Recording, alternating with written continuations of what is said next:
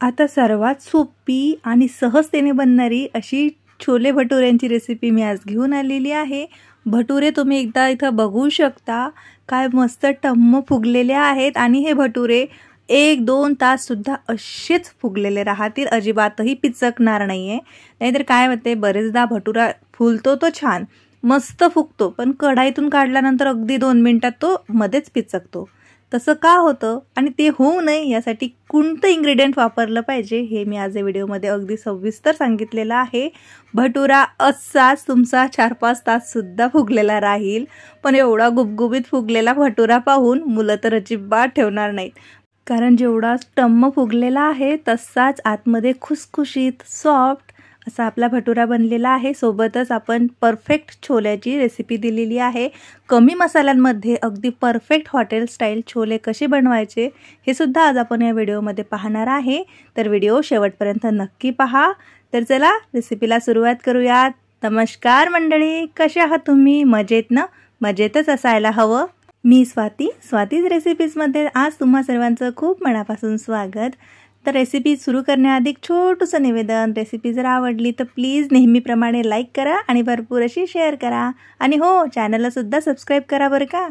इथे बघा, आता भटुरे बनवतोय, मग हॉटेल स्टाईल बनवायचे आहेत तर मैद्याचा वापर झालाच पाहिजे असं काही नाही आहे। जर तुम्हाला मैदा वापरायचा नाही आहे तर तुम्ही इथे गव्हाच्या पिठाचे सुद्धा भटुरे बनवू शकता, फक्त थोडंसं टेक्स्चर आणि चवीमध्ये फरक पडेल। आपण इथे काय केलं आहे, 2 वाट्या मैदा घेतला, त्याला अर्धी वाटी आपण इथे रवा घेतोय। शक्यतो रवा हा बारीक घ्यावा, जर तुमच्याकडे जाड रवा असेल तर थोडंसं मिक्सरला फिरवून घ्या। रवा घातल्याने काय होतं, भटुरा 2-3 तास सुद्धा अगदी फुललेला राहतो आणि खुसखुशीत कुरकुरीतपणा येतो त्याला। एक वाटी आपण इथे गव्हाचं पीठ सुद्धा याच्यामध्ये ॲड केलेलं आहे। प्रमाण तुम्ही लक्षात घ्या, 2 वाट्या मैदा, त्याला अर्धी वाटी रवा आणि 1 वाटी गव्हाचं पीठ। या जागेवरती तुम्ही काय करू शकता, 2 वाटी गव्हाचं पीठ, 1 वाटी मैदा आणि अर्धी वाटी रवा असं सुद्धा करू शकता। चवीनुसार मीठ घालून घेतलेलं आहे आणि अजवाईन म्हणजेच आपला ओवा जरूर घालावा। तळणीचा कुठलाही पदार्थ असो त्यामध्ये जर ओवा घातला की तो पचायलाही हलका होतो आणि त्याची चवही वाढते। छान असा एक टेस्ट असतं बघा भटुऱ्याला, खूप मस्त अशी चवदार टेस्ट असतं, तर ती या गोड दह्याने येतं। आता इथे गोड दही घातलंय मी, तुमच्याकडे तर गोड दही नाही घालायचं तुम्ही काय करायचं, मग 2-3 चमचे दही घालायचं आणि त्याच्यावरतून 1 चमचा साखर घालायची, सारखंच आहे। मी दह्यामध्ये साखर मिक्स करून घातली काय, आणि तुम्ही नुसतं दही आणि वरतून 1 चमचा साखर घातली काय, सारखंच होणार आहे। सर्वच जिन्नस आपण आता हे मिक्स करून घेऊयात। याच्यामध्ये बेकिंग सोडा, इनो, बेकिंग पावडर असं काहीच वापरायचं नाही आहे, नुसतं दही, 1 चमचा साखर, चवीनुसार मीठ आणि ओवा आणि पाण्याने आपण हा छान दाटसर घट्टसर असा गोळा भिजवून ठेवलेला आहे। तर चला पटकन इकडे छोले सुद्धा बनवून घेऊयात। तो छोले बनवायसाठी मी रात्री हे भिजत घातले होते, सकाळी कुकरला शिजवून घेतले। आता आपण याला तडका देऊयात। इकडे बघा, टमाटर आणि कांदा मिक्सरला आता बारीक वाटून घेऊया। कच्चच आहे दोन्हीही, कच्चच आपण याची प्युरी बनवून घेतलेली आहे कांद्या आणि टमाटरची। तेल गरम करायला ठेवलंय। आता कुठलाही पदार्थ बनवताना तेल आपण आपल्या आवश्यकतेनुसार, आवडीनुसार कमी जास्त करू शकता। इथे काही खडे मसाले घेतलेले आहेत, जसं की 1 चमचा 6 जिरं, 1 चमचा पिवळी मोहरी, 2 तेजपत्ता, चक्रफूल, 1 बडी इलायची, 2 छोट्या इलायच्या, 2 लवंग आणि 3 मिरे। सगळं जिन्नस तुम्हाला स्क्रीनवरती दिसत आहे। हिंग घालून घेतलेलं आहे आपण याच्यामध्ये। खडे मसाले असे थोडेसे भाजून झाले की जे आपण टमाटर आणि कांद्याची प्युरी बनवली होती ते सुद्धा याच्यामध्ये ॲड करूयात।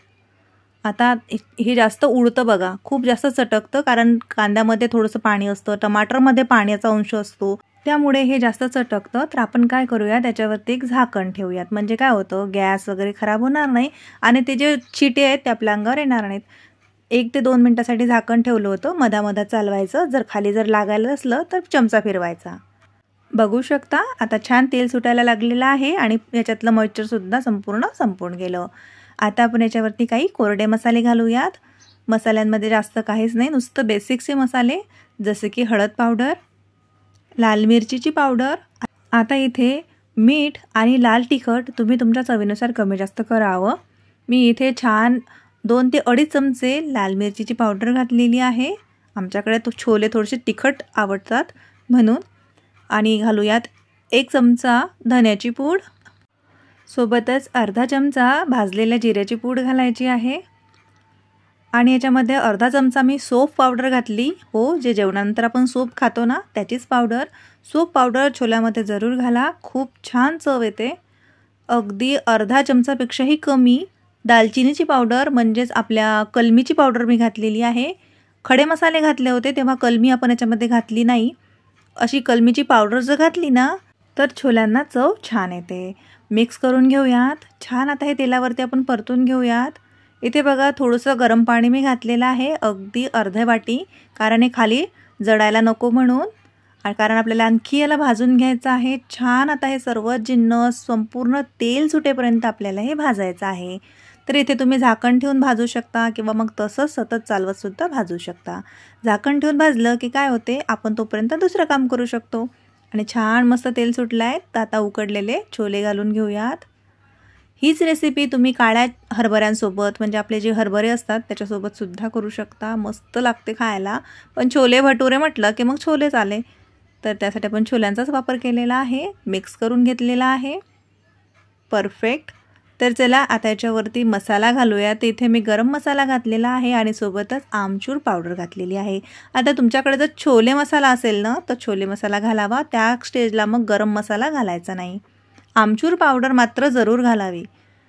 कसुरी मेथी हातावरती क्रश करून घालूयात. कसुरी मेथी आणि आमचूर पावडरनी छोल्यांना खूप मस्त टेस्ट येते, तर जरूर घाला.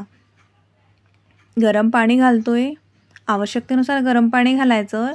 बघा भटुऱ्यांसोबत जे छोले खाल्ले जातात ते जास्त पातळ नसतात, थोडेसे दाटसरच असतात, त्यानुसारच पाणी घालावं.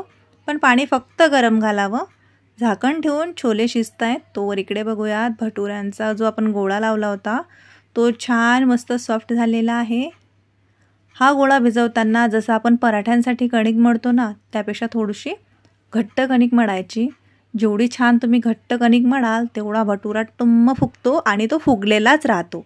कणिक जर थोडीशी सैलसर जरी झाली तर मग भटुरा फुगतो तर खरी, पण नंतर तो पिचकतो. छोट्या छोट्या टिप्स असतात, त्या नक्की लक्षात ठेवा. तर चला आता लाटून घेऊयात. इथे बघा भटुरा काही जण ओव्हल शेपमध्ये लाटतात, कोणी गोल लाटतं. तुम्हाला जसं आवडते तसं लाटा, फक्त याची जाडी बघा. भटुरा जाड असला पाहिजे, अगदीच पातळ भटुरे नसतात. पुरीमध्ये आणि भटुऱ्यांमध्ये बराचसा फरक असतो बघा, तोच फरक मी आज तुम्हाला दाखवत आहे. आता इथे आपण भटुरे लाटून घेत आहे. आता इथे बघा लाटून ठेवले ना की हे थोडेसे आकसतात, कारण याच्यामध्ये मैदा घातलेला आहे. तर मग ज्यावेळेस आपण याला कढईमध्ये टाकतो त्यावेळेस परत एकदा बेलनं फिरवायचं, म्हणजे ते छान असं लांबलं जातं. तेल कडकडीत गरम हवं. थंड्या तेलामध्ये कोमट तेलामध्ये भटुरे तळायचे नाही, त्याने ते फक्त तेल सोक करतात पण फुलत नाहीत. तेल असं छान कडकडीत गरम असलं की भटुरा कसा टम्म फुगतो. आणि साईडनं ना झाऱ्याने थोडं थोडं तेल त्याच्यावरती सोडायचं. मस्तच बघू शकता काय मस्त भटुरा फुललेला आहे. अगदी कढईभर भटुरा झालेला आहे.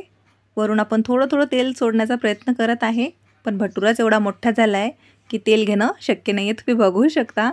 आता याची खालची बाजूनं छान अशी मस्त कलर येईपर्यंत तळून घ्यायची, लगेच पलटायची घाई करायची नाही, नाहीतर काय होते मग ती बाजू थोडी सॉफ्टच राहते. त्यावेळेस तुम्हाला ती फुगलेली दिसते पण नंतर मग ती पिचकते. म्हणून तळताना सुद्धा काही गोष्टी असतात त्यांचं लक्ष ठेवायचं. Wow, perfect. इथे भटुरा तुम्ही बघू शकता काय मस्त फुगलेला आहे, टम्म फुगला आहे. आणि खालची बाजूसुद्धा आपण छान कलर येईपर्यंत तळून घेतले. तर दुसऱ्या झाऱ्यामध्ये थोडा वेळ पकडायचा, म्हणजे एक्स्ट्रा जे तेल असेल ते निथळून जाईल.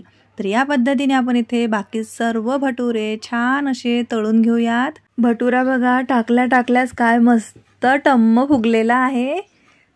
पहिल्याच पद्धतीने तेल सोडत हा सुद्धा भटुरा आपण तळून घेऊयात. परफेक्ट, मस्तच. काय सुंदर कलर येत आहे आणि एक भटुरा फुलत आहे. इकडे छोले पण बघा आपले छान असे शिजून तयार आहेत. ग्रेव्ही बघा किती परफेक्ट झालेली आहे. तर चला भटुरे आता काढून घेऊयात आणि मस्त असे गरमागरम छोले भटुरे सर्व करूया.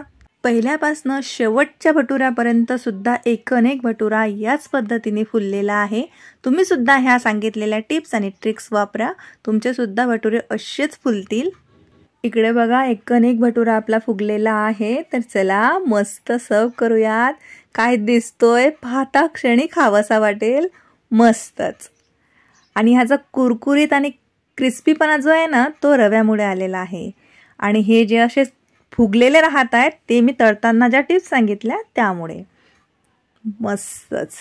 काही गरज आहे का हॉटेलमध्ये जायची आणि उगाच ते पाम तेलातले भटुरे खायचे? घरीच तर एवढ्या सोप्या पद्धतीने आणि सहजतेने छोले भटुरे बनून तयार होतात. तर मग घरीच बनवा ना आणि तुमचे अनुभव माझ्यासोबत जरूर शेअर करा. या पद्धतीने जर तुम्ही छोले भटुरे बनवले ना तर घरचेच काय येणारे पाहुणेसुद्धा तुमचे फॅन होतील आणि तुम्हाला रेसिपी एकदा नक्की विचारतील की एवढ्या टम्म फुगलेल्या भटुऱ्यांची रेसिपी आहे तरी नेमकी काय, किती सोपी आहे हो की नाही? तर त्यांनासुद्धा सांगा, त्यांच्यासोबतसुद्धा शेअर करा आणि रेसिपीला लाईक करायला मात्र विसरू नका. चॅनलला अजूनपर्यंत सबस्क्राईब केलं नसेल तर प्लीज चॅनलला हक्काने सबस्क्राईब करा, कारण या चॅनलवरती तुम्हाला अशा साध्या सरळ आणि सोप्या रेसिपीज पाहायला मिळतील. बेल आयकॉन जर क्लिक केलं तर तुम्ही त्या मिससुद्धा नाही करणार. तर चला मग भेटूया अशाच नवनवीन चमचमीत रेसिपीसोबत. तोवर मजेत राहा आणि सर्वात महत्त्वाचं म्हणजे स्वातीज रेसिपीज पाहत राहा.